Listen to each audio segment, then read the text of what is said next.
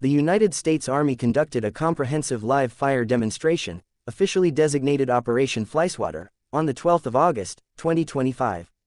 The location for this large-scale event was Marine Corps Air Station New River, situated in the state of North Carolina. The central purpose of this operation was to perform an end-to-end validation of the AH-64E Apache attack helicopter, specifically in its latest version 6 configuration, to confirm its operational maturity and effectiveness in the dedicated role of countering unmanned aerial systems. The formal public disclosure of the event's results and extensive data was made by the Army in a press release dated the 18th of November, 2025. The planning and execution of this demonstration were led by the U.S. Army's Apache Project Management Office, with the primary operational forces being provided by the South Carolina Army National Guard. The exercise also included integrated participation from other branches of the United States military as well as key industry partners responsible for the aircraft systems and armaments. The operational scenario for Operation Flyswatter was structured around a sequential engagement process against a total of 14 unmanned aerial system targets, which served as simulated hostile drones. The engagement sequence began with the initial detection phase, where the Apache's sophisticated sensor suite, most notably its modernized fire control radar, was employed to identify and establish a stable track on the small, low-radar cross-section targets. This radar data was then processed and fused with information from other onboard sensors, such as the Target Acquisition and Designation System and the pilot's night vision sensor, to create a single, high-fidelity track picture for the two-person crew, consisting of the pilot and the co-pilot gunner. The subsequent engagement and defeat phase involved the methodical application of the Apache's entire spectrum of organic armament, resulting in 13 confirmed kills of the 14 target drones. The AGM-179 Joint Air-to-Ground Missile was successfully launched against a drone target. For this engagement, the fire control radar provided the initial detection and continuous tracking data.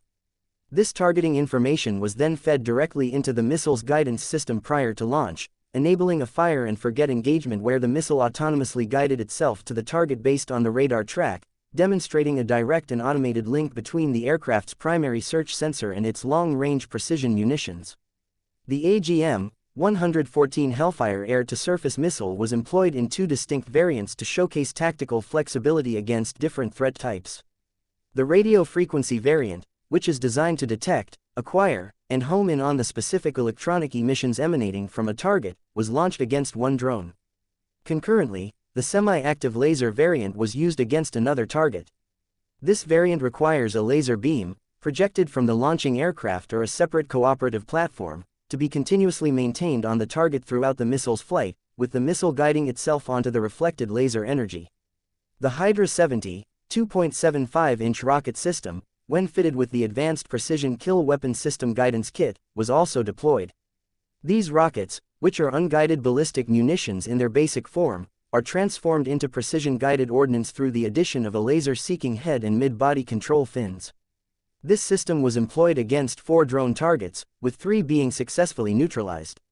A significant tactical procedure validated during these rocket engagements was the buddy laze technique. In this coordinated maneuver, one Apache helicopter, acting as a designator, illuminates the target with its laser designator. A second Apache helicopter, acting as a shooter, then fires its laser-guided rockets, which home in on the laser spot designated by the first aircraft. This tactic distributes the workload between aircraft, increases tactical survivability, and complicates the target's defensive reactions. For very close-range threats that penetrated all other layers of defense, the 30 mm 230 single-barrel chain gun was employed.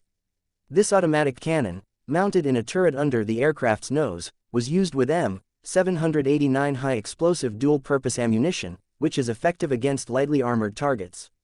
These gun engagements were conducted at distances of less than 300 meters, proving the platform's final layer of self-defense capability against drones that had close to minimal range.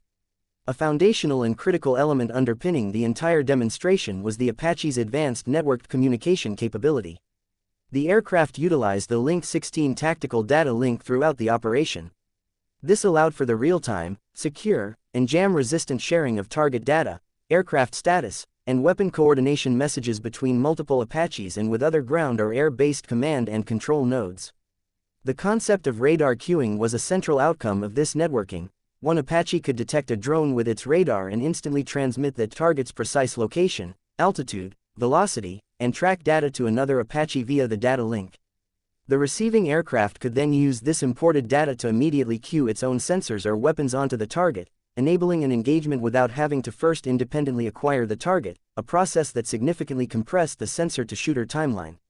This demonstrated a transformation of the Apache from a standalone attack platform into a network node, capable of acting as both a shared sensor and a distributed shooter within a modern, integrated air defense architecture.